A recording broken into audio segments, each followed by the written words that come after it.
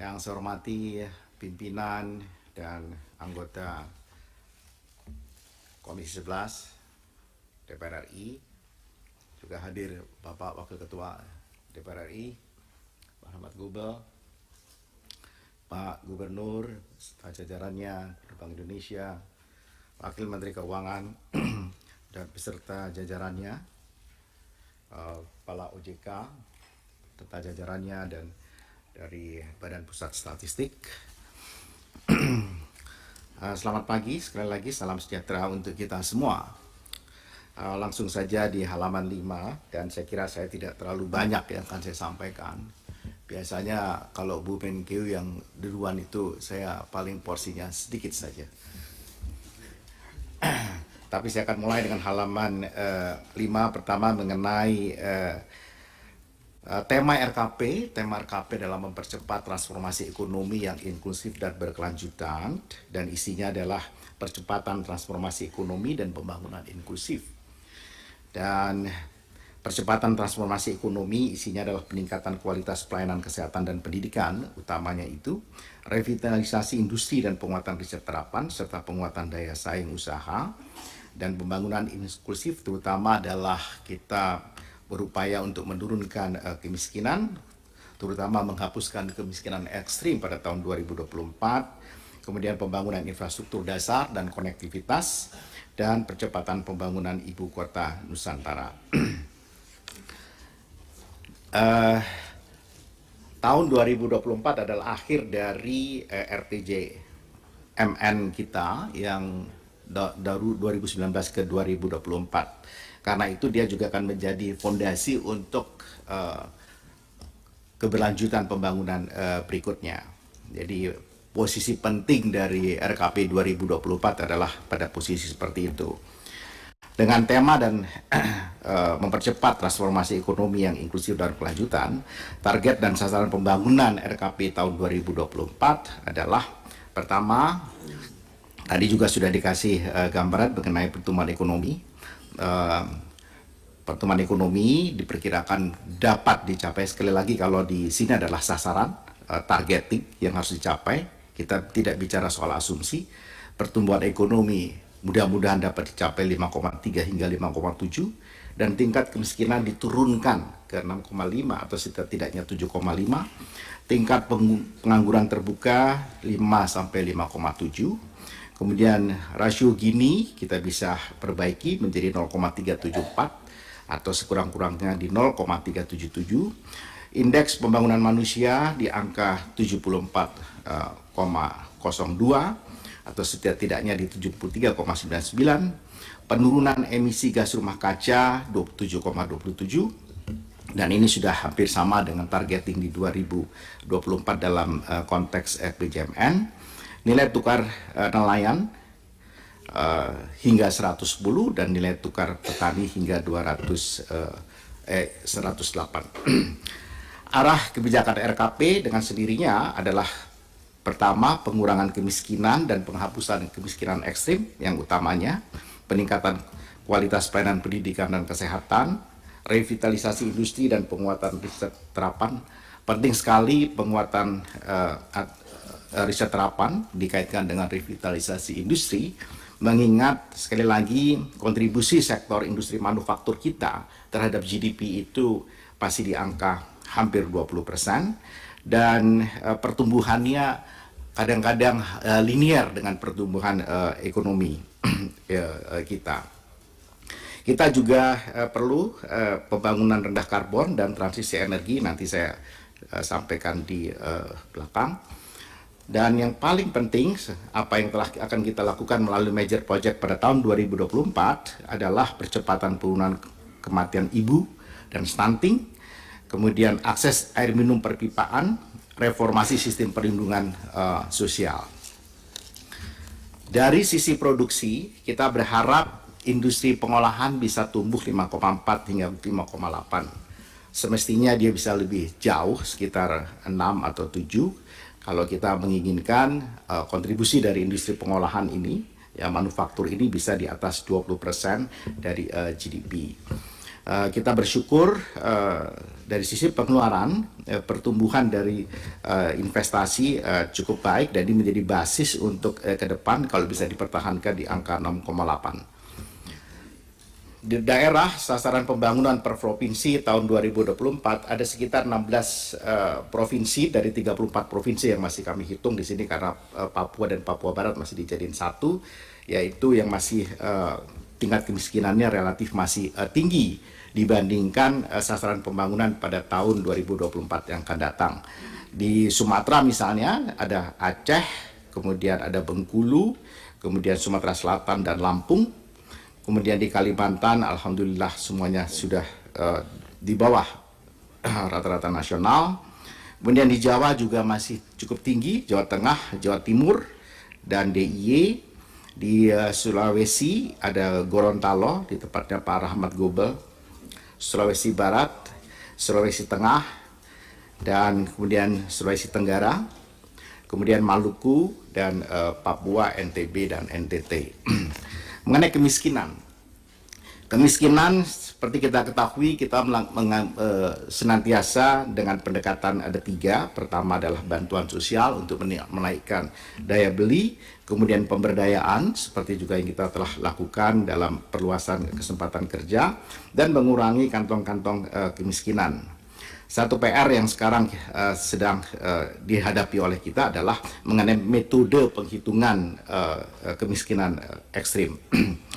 Dan sekarang pemerintah masih menggunakan angka 1,9 US dollar PPP. Kalau menggunakan angka SDGs itu sekarang di angka 2,15 USD Purchasing Power Parity. Dan kalau ini kita gunakan maka kemiskinan ekstrim itu naik ke 6,7 juta sehingga setiap tahun mulai tahun ini kita harus menurunkan 3,35 juta. Kemiskinan memang sudah didekati cara pengurangannya dengan multidimensi dengan luar biasa dan sudah ada yang sukses dan memang sebagian besar masih punya persoalan di penerimaan manfaat yang semestinya. Kita telah mengembangkan Reksosek dan mudah-mudahan ke depan itu bisa digunakan. Registrasi sosial ekonomi. Mengenai rasio gini, pertama kebijakan pemerintah dalam RKP 2024 untuk menurunkan ketimpangan adalah mempermudah kepemilikan aset, dalam hal ini lahan, kemudian mendorong inklusi keuangan, memberikan pendampingan dan pelatihan keahlian, meningkatkan investasi, mempertajam kebijakan fiskal baik belanja maupun pendapatan yang berkeadilan, dan memastikan partisipasi masyarakat dalam konteks sosial, politik, dan ekonomi. Dalam hal pengangguran, ada 3 kebijakan yang akan digunakan pada tahun 2024, memulihkan ekonomi untuk menciptakan lapangan kerja. Dalam hal ini adalah penguatan konsumsi masyarakat, pengembangan UMKM, menumbuhkan investasi padat pekerja. Kemudian yang kedua adalah mewujudkan angkatan kerja yang berkualitas dan produktif. Yang perlu kita lihat di sini adalah presentasi angkatan kerja yang berpendidikan menengah ke atas. Tahun lalu persentase angkatan kerja berpendidikan menengah ke atas itu 44,57. Dan target 2024 adalah 49,75.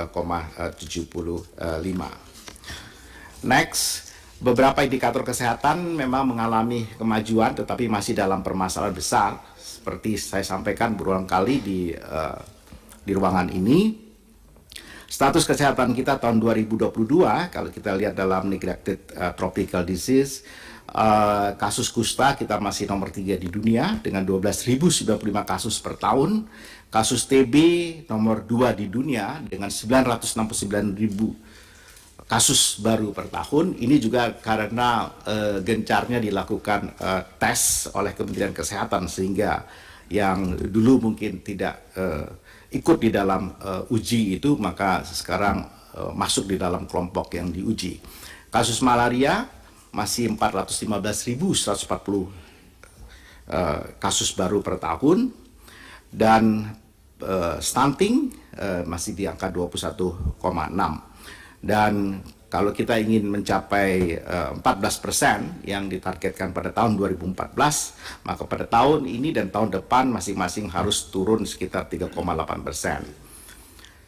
Beberapa 10 indikator RPJMN yang berisiko tidak tercapai pada tahun 2024. Imunisasi dasar lengkap. Itu pada tahun 2022 63,17, dari target 2024 90%. Stunting seperti saya sampaikan tadi. Kemudian TB kita berharap di 297 per 100.000 penduduk. Eliminasi malaria yang harus 405 kabupaten kota. Kemudian eliminasi kusta itu harusnya bisa di 514 di seluruh kabupaten kota. Tapi sekarang kusta juga kita dapati di satu kecamatan yang sangat dekat dari Jakarta. Kemudian merokok pada anak, obesitas, dan kemudian FKTP itu masih jauh sekali, dan puskesmas yang juga masih di 56,07%. Dan stunting penurunannya adalah di 12 provinsi prioritas yang kita lakukan dengan secara gotong royong dari semua KL, dan kita mengadakan pendampingan keluarga untuk tim pendamping keluarga di desa, perluasan cakupan penyediaan makanan tambahan untuk ibu hamil kurang energi kronis dan balita kurus, perluasan cakupan imunisasi dasar lengkap, dan penguatan kualitas dasar surveillance mulai dari unit pelayanan kesehatan terkecil. Imunisasi dasar lengkap itu ada hubungannya secara linear dengan potensi terkena stunting. Jadi paling tidak mereka bayi-bayi yang bisa memperoleh ideal dengan baik, terhindarnya itu lebih besar dibandingkan yang tidak. Kemudian berikutnya adalah antisipasi dampak perubahan iklim tahun 2024. Hari ini saya kira satu harian nasional menunjukkan mengenai headline terkait dengan perubahan iklim, dan Indonesia dengan mengambil contoh di Kabupaten Berau dalam 16 tahun terakhir ini sudah naik sekitar 0,9 derajat Celcius.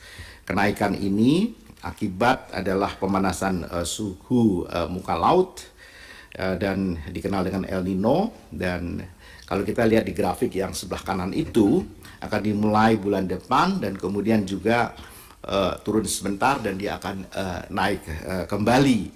Dan biasanya El Nino berdasarkan data yang kita miliki, kalau 1990 hingga 2020 itu menunjukkan terjadi penurunan produksi secara konsisten setiap kejadian El Nino terhadap produksi padi yang bervariasi dari 1 sampai 5 juta ton tergantung dari intensitas El Nino ini. Dan dampak perubahan iklim ini memang harus diantisipasi jauh-jauh hari sebelumnya. Percepatan pembangunan infrastruktur dasar ini juga kami harapkan bisa mencapai targeting di 2024. RPJMN misalnya untuk akses air minum perpipaan itu 30% untuk sampai dengan 2024, dan perkiraannya dengan RKP 2024 mencapai 25,53. Kemudian untuk akses terhadap sanitasi aman, targetnya ada 15%, dan sampai dengan RKP 2024 itu 12%. Kemudian juga terkait dengan BAB itu kita berharapkan bisa 0%, tetapi ini bisa sampai dengan 3% di RKP-nya 2024. Rumah layak huni yang capaian 2022 adalah 60,66%, dan di RPJMN diharapkan bisa sampai 70%. Penanganan pemukiman kumuh, capaian pada tahun 2022 adalah 8,6 juta hektar, dan target kumulatif pada tahun 2024 RPJMN adalah 10.000 hektar. Ada juga sebenarnya terkait dengan pemantapan jalan dari baik jalan nasional, jalan provinsi, dan jalan kabupaten kota. Target 2024 adalah 97%, relatif jalan nasional bisa dicapai, jalan provinsi relatif juga bisa dapat dicapai, tapi jalan kabupaten kota ini yang sulit mungkin dicapai, karena itulah ada impres terkait dengan jalan. Alokasi prioritas nasional pada tahun 2024 dari PN1 sampai PN7 itu adalah sekitar 560 triliun, dan memang yang terbesar adalah di PN3 245,1 dan 131,8 triliun. Saya kira itu yang bisa saya sampaikan. Terima kasih. Assalamualaikum warahmatullahi wabarakatuh.